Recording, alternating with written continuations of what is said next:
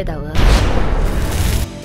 Pada video kali ini, kami pun akan kembali membahas dan juga menceritakan mengenai prediksi alur cerita singkat dari manga Bakuatam Jujutsu Kaisen chapter yang ke-263-nya. Mengingat pada dasarnya, banyak sekali informasi baru yang tentunya sayang sekali untuk bisa kita lewatkan.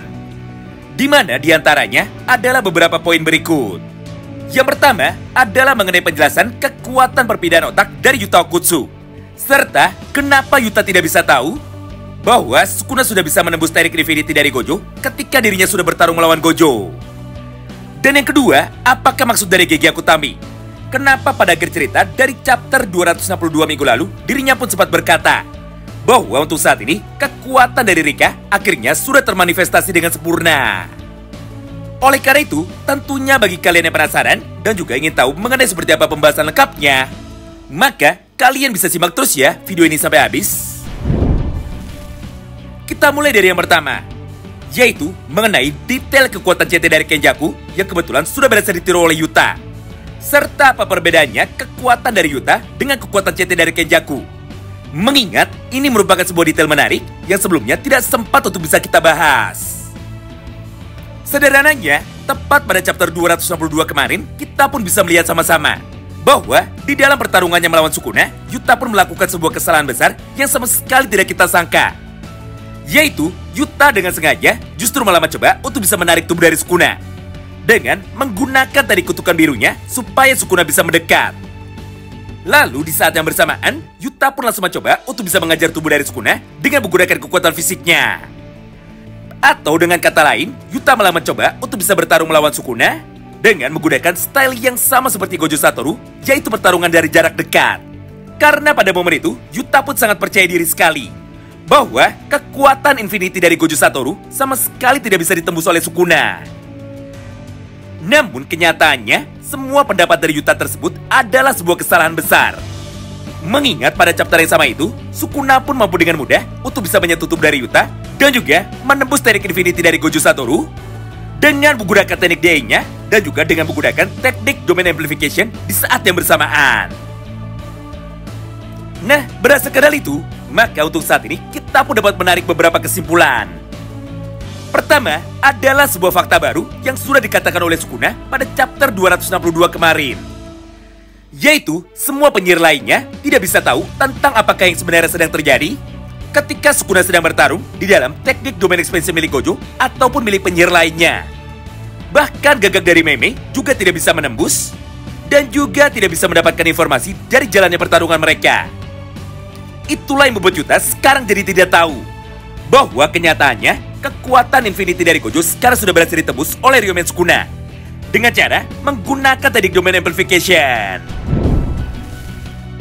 Kedua, walaupun sebenarnya Yuta dan juga para penyihir lainnya tidak tahu tentang segala hal yang terjadi di dalam teknik Domain Expansion, namun Yuta seharusnya masih bisa tahu tentang semua hal yang terjadi di dalam pertarungan antara Gojo melawan Ryomen Sukuna. Karena sejatinya, teknik perpindahan otak dari Kenjaku aslinya bisa membaca dan juga bisa memahami tentang semua ingatan dari pemilik tubuhnya tersebut. Atau bahasa sederhananya, seharusnya Yuta bisa tahu bahwa teknik Infinity dari Gojo sebenarnya sudah bisa ditembus oleh Ryomen Sukuna dengan cara membaca ingatan tubuh dari Gojo sama seperti apa yang dilakukan oleh Kenjaku selama ini untuk bisa membaca ingatan dari Geto. Tapi faktanya, walaupun sudah berpindah menuju ke dalam tubuh dari Gojo, namun ternyata Yuta tidak bisa mendapatkan informasi tentang apakah yang sebenarnya dilakukan oleh Sukuna dan juga Gojo ketika mereka berdua sedang bertarung di dalam teknik Domain Expansion miliknya. Tentu saja semua hal tersebut merupakan sebuah keanehan. Karena dengan begitu, maka untuk sementara kita pun sudah dapat menyimpulkan bahwa cara kerja dari teknik perpindahan otak milik Kenjaku itu dan juga cara kerja dari teknik perpindahan otak milik Yuta Okkotsu sangatlah jauh berbeda. Pertanyaannya, kenapa hal itu bisa terjadi? Atau kenapa perbedaan itu bisa terjadi? Apakah jangan-jangan Kenjaku menyimpan sebuah rahasia di dalam teknik perpindahan otaknya itu? Dan kenapa Yuta tidak bisa mendapatkan ingatan dari Gojo Satoru? Sama seperti Kenjaku yang bisa mendapatkan ingatan dari tubuh yang ditempatinya. Contoh gampangnya adalah tubuh dari Geto, di mana tepat ketika Kenjaku sudah masuk ke dalam tubuh dari Suguru Geto, maka di momen yang sama itu, Kenjaku pun jadi bisa melihat mengenai semua ingatan dari Geto selama dirinya masih hidup. Bahkan, Kenjaku pun langsung bisa menggunakan teknik CT dari Geto dengan kapasitas yang maksimal. Atau di dalam potensi yang maksimal. Nah, sebenarnya diskusi mengenai pertanyaan di atas sudah banyak sekali dibahas pada forum Reddit. Jadi buat kalian yang penasaran, maka kami pun akan melampirkan link dari forum itu di dalam deskripsi dari video ini. Namun secara garis besarnya, inilah beberapa alasan kenapa Yuta tidak bisa mendapatkan ingatan dari Gojo Satoru. Tidak sama seperti Kenjaku yang bisa mendapatkan ingatan dari Suguru Geto. Pertama, kemungkinan besar cara dari Kenjaku untuk bisa mendapatkan ingatan dari tubuh yang ditempatinya adalah dengan cara melakukan binding vow. Jadi dengan begitu, maka Kenjaku pun jadi bisa tahu mengenai masa lalu dari Geto. Dan juga semua ingatan dari Suguru Geto, termasuk dengan cara pakai dari CT manipulasi makhluk kutukannya. Kedua, untuk bisa mengetahui ingatan dari tubuh Gojo Satoru, maka Yuta pun harus memiliki kesempatan untuk dapat melihatnya secara langsung seperti potongan dari sebuah film. Tapi, karena waktu dari Yuta saat ini sangat terbatas, yaitu hanya 5 menit saja, maka Yuta pun jadi tidak sempat untuk dapat melihat lebih dulu semua ingatan dari Gojo Satoru. Sehingga dia pun jadi tidak tahu bahwa Sukuna sudah bisa menembus teknik Infinity dari Gojo. Dan yang ketiga, Yuta tidak memiliki ingatan dari tubuh Gojo Satoru karena Yuta tidak memakan otak dari Gojo. Tentu saja hal ini sangatlah menarik, karena faktanya bentuk otak dari Kenjaku memiliki gigi dan juga mulut sama seperti manusia pada umumnya. Jadi kemungkinan besar ketika Kenjaku melakukan perpindahan otak, maka Kenjaku akan langsung memakan otak dari targetnya itu, sehingga Kenjaku pun bisa mendapatkan ingatannya juga. Sedangkan Yuta pun sepertinya hanya melakukan perpindahan otak saja tanpa memakan otak dari Gojo Satoru. Sehingga Yuta pun hanya bisa menggunakan kekuatan dari Gojo Satoru saja tanpa bisa tahu apa saja ingatan dari Gojo Satoru tersebut. Tapi masalahnya, hal itu sangatlah bertolak belakang dengan ucapan dari Kenjaku bahwa tubuh adalah jiwa dan juga jiwa adalah tubuh. Yang artinya secara teori, jika Yuta sudah berada di dalam tubuh dari Gojo, maka seharusnya Yuta secara otomatis bisa mendapatkan semua informasi jiwa dari tubuh Gojo Satoru, termasuk ingatannya itu. Ya, apapun itu, yang jelas faktanya yang ada di lapangan sekarang sudah dapat kita simpulkan bahwa untuk sementara, Yuta memang tidak bisa mendapatkan ingatan dari Gojo Satoru, entah apapun alasannya. Selanjutnya kita masuk ke dalam topik pembahasan yang keduanya. Berbicara tentang kekuatan perpindahan tubuh yang sebelumnya sudah dilakukan oleh Yuta, maka hal itu pun sangat berkaitan sekali dengan bangkitnya kekuatan dari Rika pada akhir chapter 262 kemarin.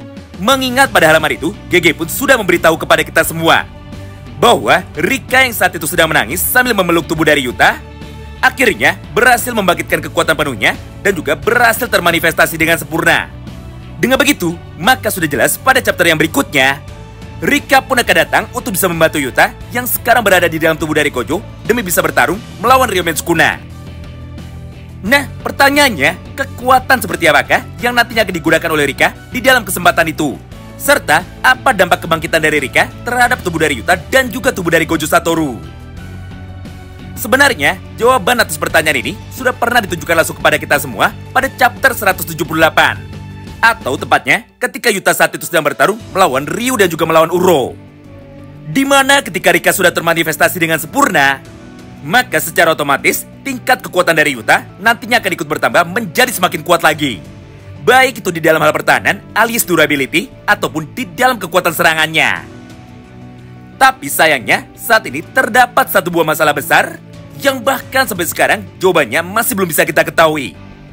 Yaitu, apakah Yuta yang sekarang berada di dalam tubuh dari Gojo masih bisa menggunakan kekuatan dari Rika atau meminjam kekuatan dari Rika? Mengingat Yuta pun saat ini sudah tidak membawa cincin dari Rika lagi. Karena jika pada akhirnya Yuta masih bisa menggunakan kemampuan dari Rika dalam kapasitas yang maksimum, maka bukan sebuah hal yang mustahil jika nantinya Yuta pun akan kembali mencoba untuk bisa menghidupkan atau memanggil jiwa dari Gojo Satoru lagi dengan cara menggunakan kekuatan dari CT tiruannya, yaitu CT milik Nenek Ogame. Kurang lebih sama seperti pada panel ini, atau ketika Nenek Ogame mencoba untuk bisa memanggil jiwa dari Toji Fushiguro. Tapi untuk saat ini, kami pun tidak akan membicarakan mengenai hal itu. Mengingat, kita pun masih harus menunggu sampai chapter yang terbarunya terbit.